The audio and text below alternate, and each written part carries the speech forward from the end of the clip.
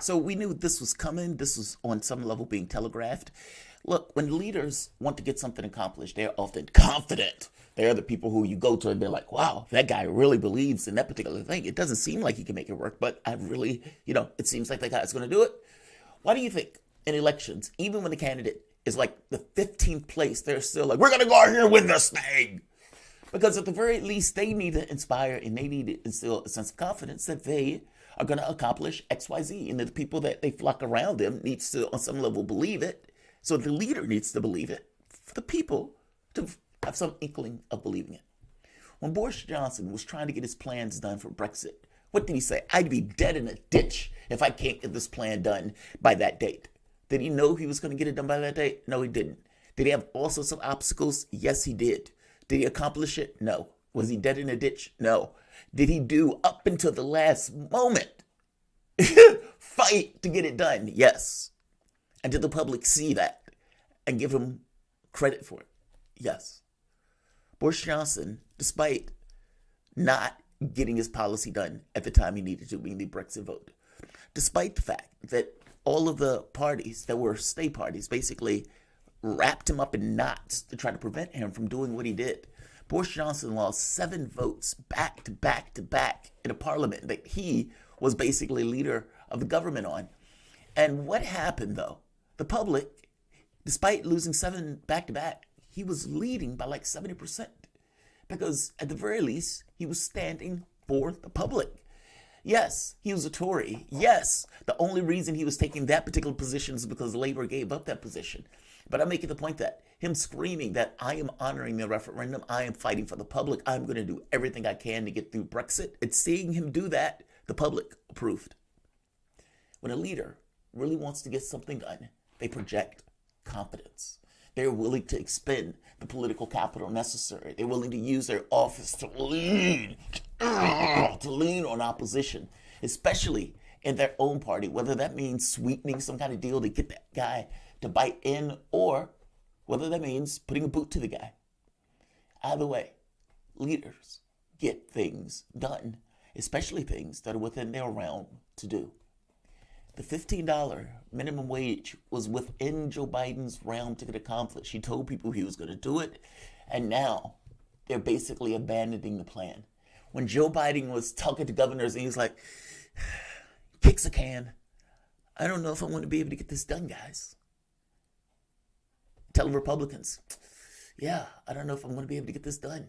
And Republicans will say something basically bashing minimum wage, and he just acknowledge and move on. Not necessarily pushing back on the whole idea of increasing the $50. It means he didn't really mean it. That he threw it out there kind of as a political thing and will take the first pushback he gets and says, well, guys, the parliamentarian said I couldn't do it, or this person said I couldn't do it, or something else said I couldn't do it. You have all the power in the world to do it. All the power in the world to do it. Not just that, also all the power in the world to get rid of $50,000 in student debt. You should do that stuff in a whim. Raising the $15 an hour minimum wage thing should be something that you should fight like hell for, that you should be willing to go to the mat for, especially if you're trying to enshrine the Democratic Party with some level of getting something big accomplished. You would be doubling the minimum wage. And not just doubling the minimum wage, that's a compromised number because the minimum wage should be much higher than what the minimum wage is, even at 15. But no. Biden is basically not going to push for it. He's not going to expend political capital for it. He didn't seem like he ever believed it. And despite the political nonsense of, well, Biden is going to continue to fight for it, and Biden is going to do something that Republicans can basically block, he never believed in it. That's the real honest point. If you voted for Joe Biden because you expected the $15 an hour minimum wage, I'm sorry. You will be greatly hurt by that. Meaning he lied to you. This was never real political push. If he really wanted to push this, he could do it. It's already passed the House. The Senate, Sanders, is willing to go through with it in the Senate. And the parliamentarian is a staffer that can be fired and ignored as far as I'm concerned, or overruled in general. There's nothing stopping him from doing it. You need to put a boot to the Joe Manchins of the world that want to prevent you from doing it, or sweeten them with goodies. Whatever you need to do it. The monsters are at the door. The other party tried to do a failed putsch attempt, but they don't even see what they did was wrong. And those people who tried to do it, who don't see it was wrong, have basically taken the Republican Party. And in the next few elections will be the leadership of that party. Mark my words. The point that I'm making here is, as the Democratic president, maybe the last one in a while, if you fail, you need to make policy decisions that will basically bring people together. And you bring people together from class reasons, meaning economic terms, the things that you have your power to do. You could put money into the pocket of the bottom class and let that money come up in fertile, you could say, the economics or our socio-political space. But from the standpoint of your job as president, part of the reason that the people are hostile and alienated has to do, I would argue, with economic reasons. We've had riots all last year. Then we had a run on the Capitol. This is not normal. And I'm making the point that maybe you need to do something that goes beyond this basic, politics as usual nonsense when things are not necessarily normal. You have the power to do all sorts of things to alleviate the poverty at the bottom of the income scale. And whether you do it or not will be entirely and solely up to you. You have all the power in the world to do it. They gave you the House, they gave you the Senate, they gave you the presidency, they even gave you 2 senators from Georgia, a place where they never went. And you can go out here and you can be a poor man's crackhead FDR. And you can make sure that people get their 15 minimum wage, that they get the public option, that they get the child credit. Meaning, you can go out here and do things where people would say, just because they're not used to getting anything, that, wow, Joe Biden really delivered. And in doing that, you will bring people together, to 20 to 30% of people that went to Trump, that will go back to whoever, depending upon how things go for them. Maybe you can keep those people. Maybe you can expand your numbers to people who are a little less cynical of politics because of the things that you were willing to do. Yeah, that 1.9 trillion should be a floor, but the fact that you got it done in and of itself, especially in that context of our current politics, would be a big fucking deal. But you've backed away on the 2,000, changing that number to 1,400, and you've backed away of what I would consider one of the biggest parts of what you were elected for. And that's put money in the bottom of the income scale. $15 an hour would have done that. And Joe Biden is not in any way going to push for it. Welcome to the Soapbox.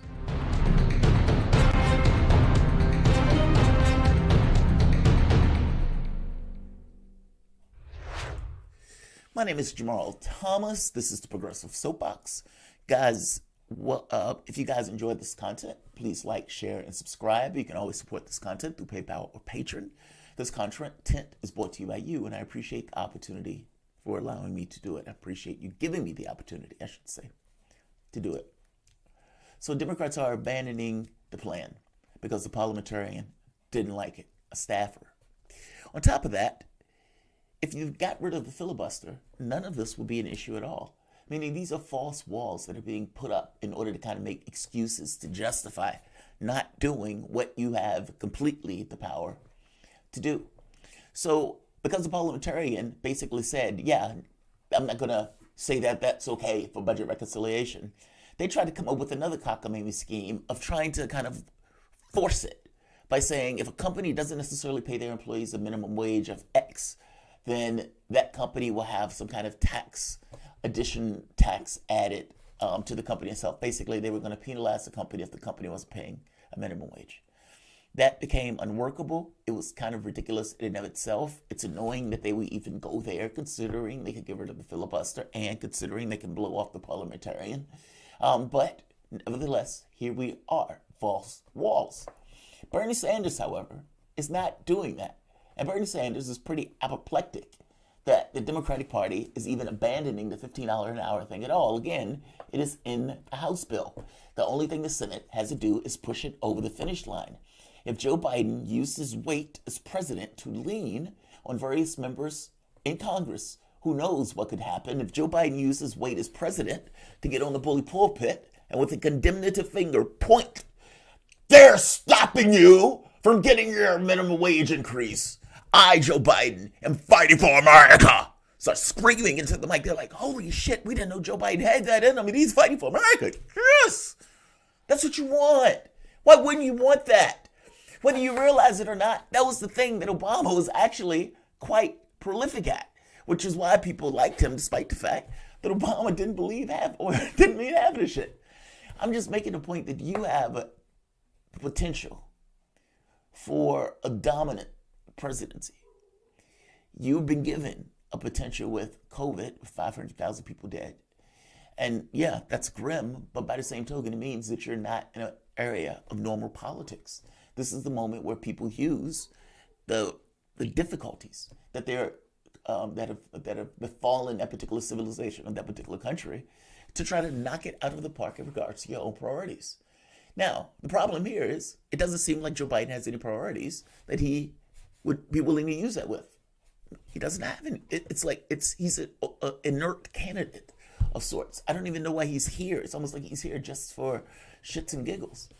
In this very specific case, he has all sorts of political capital to use to make this come to be and come to fruition. And he's been willing to fight harder for Neera Tanden than for $15 an hour minimum wage, the thing that on some level would probably end up defining his presidency. Sanders responded to this pretty aggressively. So he sent out basically a pair of tweets. He said, this week, as part of the reconciliation bill, I will be offering an amendment to raise the minimum wage to $15 an hour. At a time when millions of workers are earning starvation wages, with the minimum wage has not been raised by Congress since 2007. It stands at a pathetic $7.25 an hour. It is time to raise the minimum wage to a living wage. Needless to say, I was extremely disappointed by the decision of the parliamentarian who ruled that the minimum wage provision was inconsistent with the Byrd Rule and the reconciliation process. But even more importantly, I regard it as absurd that the parliamentarian, a Senate staffer elected by no one, can prevent a wage increase for 32 million Americans. My personal point of view is that the Senate should ignore the parliamentarian's advice, which is wrong in a number of respects. I am sure, however, that in my view, at this point, is the majority view of the Democratic caucus. I mean, think for a moment. The House did pass it. How many people in the Senate will be on board for it, and how many people will be against it? And at this point, it seems like there are more Democrats that are for it than against it, even though you might have two that could basically spoil the whole thing. Sanders was also quoted as saying he will force a vote on an amendment to raise the federal minimum wage this week. Quote, to the best of my knowledge, there will be a vote on the minimum wage, and we'll see what happens. I intend to offer a bill that will raise the minimum wage to $15 an hour, and we'll see how the votes go. If we fail in this legislation, I will be back, he warned. We're going to keep going. We're going to raise that minimum wage very shortly to $15 an hour. Now notice the difference. I don't know if we can get this done. I don't know, guys. It doesn't seem like this is going to happen. I don't know. Compare it with, we're going to get this done. We're going to see what we can do. Yes. And if we fail on this particular point, we're going to do it again and again. Until we get it done, we're going to get it done shortly. The second one is a leader. That's the guy that believes it, that wants to get done, and is willing to kick ass to get that done. And he's doing that as head of the budget reconciliation process. He's basically saying, look, blow that off. We don't have to accept her advice at all. And yeah, he's going to put it up for a vote. This is how a president should talk. And this is how a president talks when a president really wants to get something done. Biden has this ability to use his political capital. He is not. Biden has the ability to talk up this plan in the press to other people, send his people out to do so. He's only putting out this kind of faint push that we are going to continue. But how? The pathway is sketchy now. You're not going to get rid of the filibuster. You're going to listen to the parliamentarian. What are you going to do and how are you going to do it? And none of that at this point is on the table. This sounds like something that is going to fade away. And they're going to blame Republicans for stopping them for something that they could actually get across the finish line if Biden was willing to use some level of political capital to get it done. I mean, for fuck's sake. That president, Joe Biden, look, Biden has the ability to use political capital. And I consider, between incompetence and having the capacity to do and just not doing, I consider the latter far worse. And even worse than that is basically the same president that took over a country with 500,000 dead in the course of a year. He's acting as if this is a normal political environment. It is not. You had a protest that lasted all year, some of which turned exceptionally violent. You had a rush on the Capitol with one political party basically saying elections don't matter. And yet, 28 million people infected with the virus with over 500,000 dying. This is not normal. I'm making the point to you that because it is not normal, this is a time to get things accomplished. And I would put to you that if you really want to bring this country together, it's not in false bipartisanship. That's not real. You bring this country together by bringing them on to your side of the political spectrum, to get them to agree with you in more numbers than they agree with them. And part of that is saying, I am Joe Biden, I am representing the interests of the American public, and this is how I'm proving to you that I'm doing that. Here's the $15 an hour minimum wage. Here's the $300 child credit. Here's the ability for your kids to go to school without being charged for state and college. Here's the $50,000 back. So we can balance out the people who also suffered under that vulgar system in which we charge kids $18, all of this money at 18. That's what you do. And you wring Republicans' neck by taking the counter position to basically representing America. That's what you do. That's how you win. That's how you use power. And that is not what is taking place. And that is massively unfortunate. Bipartisanship is not, it never has been the point. Representing the American public, that's it. If you do that, the public will back your interests. And more importantly than back your interests, the hostility, the angst, the difficulty and stress that people will be put under over the course of God knows how long goes down. It goes down because those people's lives are more stable.